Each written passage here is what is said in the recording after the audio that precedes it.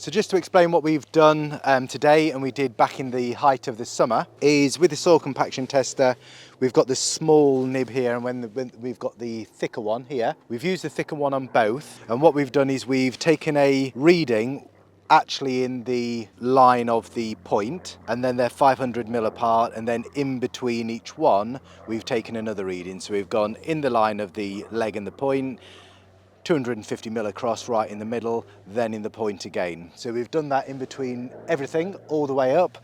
In the summer we were pushing this right the way around to red because that was the height of summer, really hard conditions then. We've had quite a lot of rain and you can really feel how it's softened up. So what we're doing now is we're going to the green.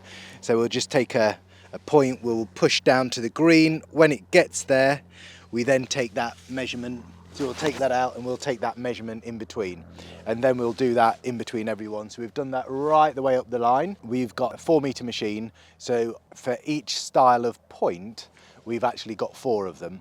So half the machine is on one style of point, the other half is on another, and then we've done that 12 different changes. We've gone through and we've now tested all 12 points. So what we're doing here is just trying to, with a trusty old pointing trowel, dig down and just feel where it's loose and where it's less loose. Now this is still soft, so when we went through with the compaction tester, we were getting pretty level. I mean, there are some differences, but where the legs, the tines had been, and in between, we went through all of these different stages, and actually when you push down with the compaction tester you don't see a massive amount of difference.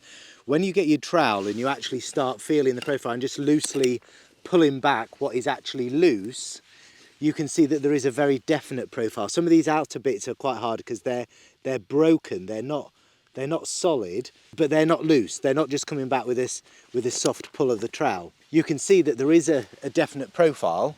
Well, I'll take some measurements later, but it's not an exact science, this. You can see quite clearly where the legs have been and then in between, but this is still soft.